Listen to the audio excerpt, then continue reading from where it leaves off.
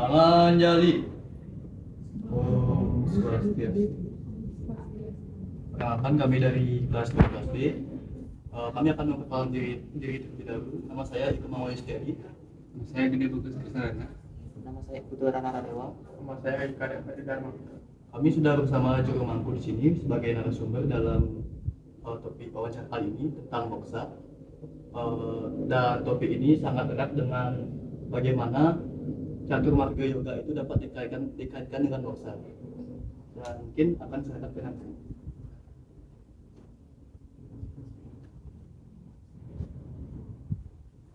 Baik, ini hubungan catur marga yoga dengan moksa. Jadi moksa itu merupakan bagian dari Pancasrada. Itu merupakan 5 keyakinan dalam agama Hindu. Itu ada Brahman, Atman, Karmapala, Punarbawa, dan moksa. Saya jabarkan itu satu-satu. Brahman itu kepercayaan kepada Tuhan, Atman itu kepercayaan kepada roh, jiwa, Karmapala itu kepercayaan kepada hasil perbuatan, Punarbawa itu kepercayaan kepada lahir kembali, dan moksa itu adalah kepercayaan terhadap kebahagiaan yang abadi.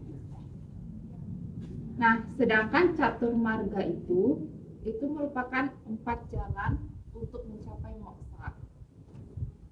Itu ada Bhakti Marga, ada Karma Marga, ada Jnana Marga, dan ada Raja Marga.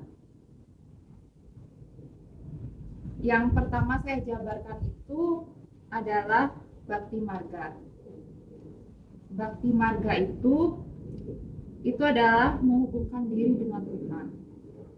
Itu dengan contoh misalnya seperti ngayang di pura itu sudah seperti merupakan contoh dari Bhakti Marga. Lalu yang kedua ada Karma Marga. Karma Marga itu adalah pengabdian atau kerja tanpa pamrih. Ngayah itu sebenarnya juga masuk juga, cuman kerja tanpa pamrih itu juga bisa sebagai kalian membantu orang tua tapi tidak meminta imbalan, tidak seperti anak-anak sekarang yang selalu minta imbalan.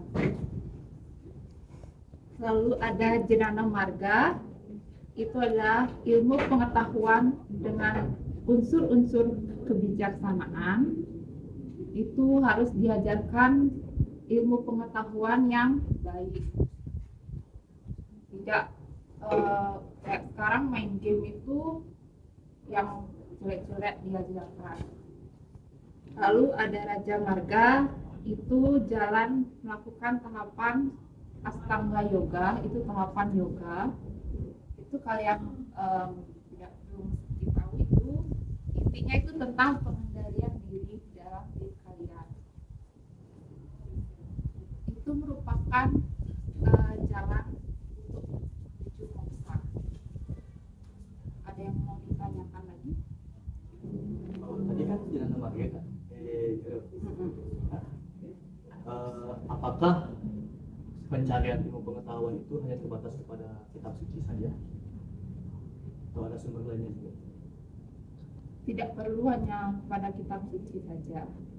Itu bisa ditanyakan kepada guru kalian, kepada mungkin suige, kepada mangku juga bisa, orang tua kalian pun bisa.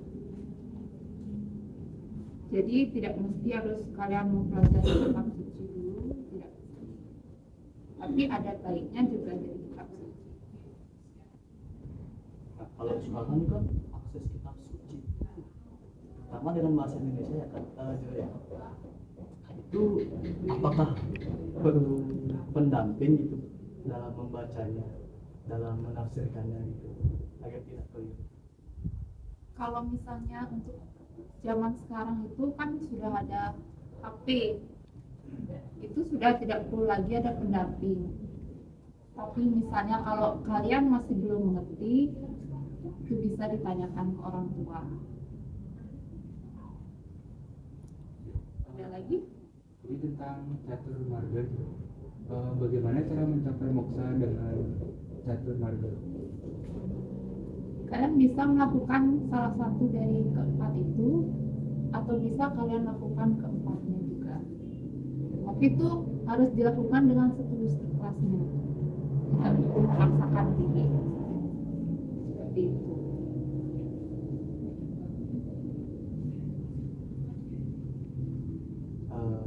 Nah, mungkin tidak ada yang bertanya lagi. Kami akhiri dengan pemesan. Gimana? Agama Santi. Santi, santi, santi.